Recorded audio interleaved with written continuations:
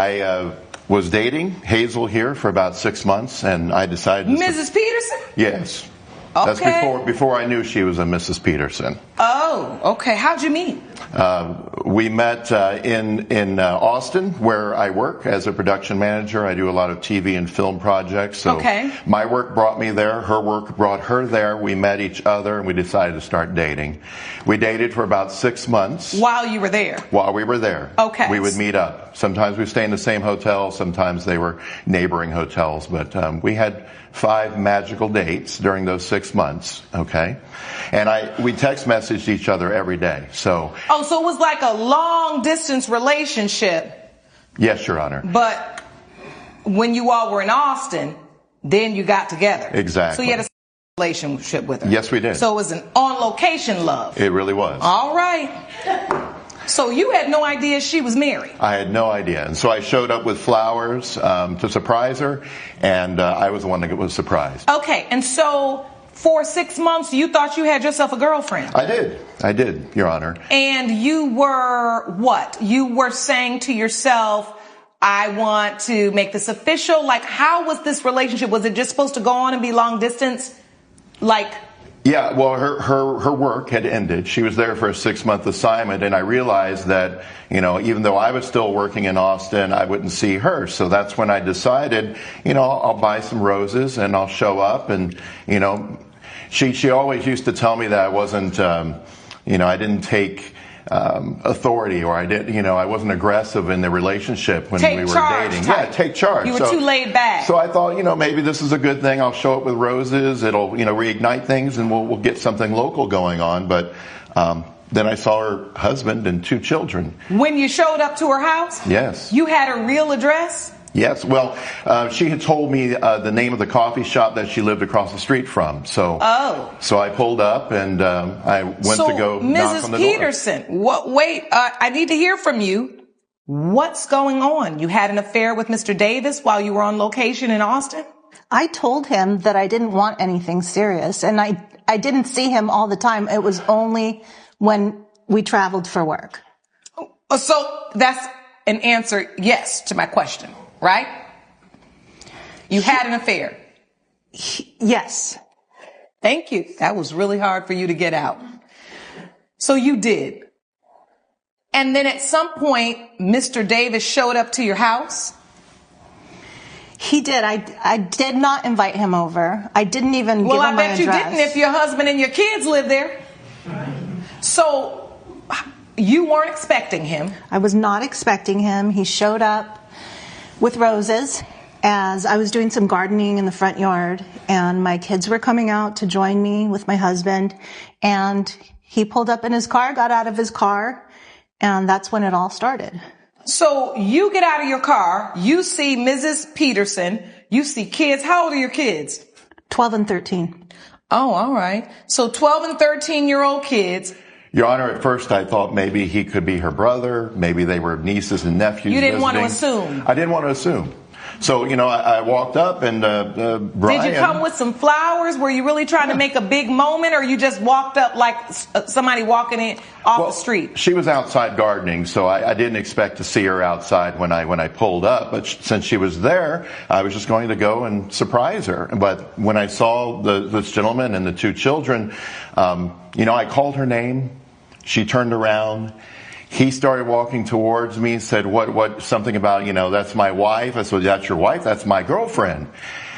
And so I tried to walk around him so that I could talk to her, and he kind of got in my way. We bumped shoulders. Then he pushed me back onto my car, and that's how my car got damaged. Her living a double life is really interesting. And while it's easy to focus on the affair itself, the bigger red flag is compartmentalization. They had 6 months of daily communication and only 5 dates. So that means the relationship existed entirely inside controlled windows. That is not automatically deception, but it does create an environment where she could manage multiple realities at one time without a lot of overlap or any overlap. And notice what finally exposed the affair. It was his spontaneity.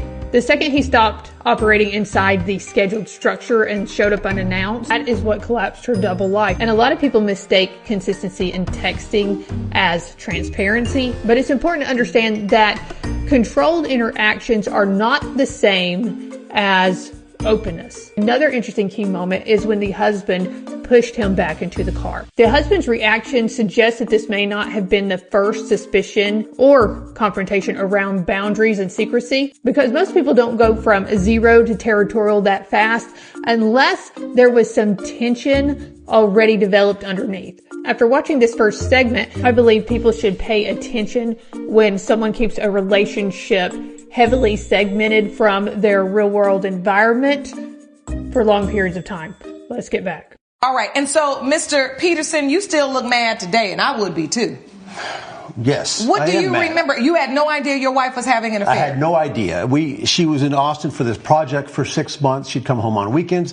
And, I had suspicions because she was acting differently. How? She just, kind of cold, kind of closed off. We were having some issues, and I suggested, hey, let's go to therapy. Let's have a marriage counseling thing. And she just wouldn't have any part of it. She shut me down. So I had my suspicions, but I didn't know anything. And then, this guy shows up. And the moment that Mr. Davis gets out the car and is walking towards you, what are you thinking? And then what happens? Well, he's carrying flowers. So that's kind of weird. Was this guy a florist delivery guy or what? Anyway, and then he calls out to Hazel, and I go, that's my wife. What's going on? He goes, that's my girlfriend. All I wanted to do was have a conversation. I was armed with flowers. At what moment did you realize, I think somebody lying, and it looks like it's Hazel? The moment that I wanted to go to her to have that conversation, to ask her what was going on. So you had that inkling in that moment. Mm-hmm. That was before the bump. That was right in that moment, and then you decided, let me go ask her what's going on. Your Honor, if I may, I said, that's my wife. And he said, that's my girlfriend, and that's when he pushed through. And he was trespassing. He was trespassing. Oh, you got a lot of nerve, Miss Peterson. Now you talking about he a trespasser.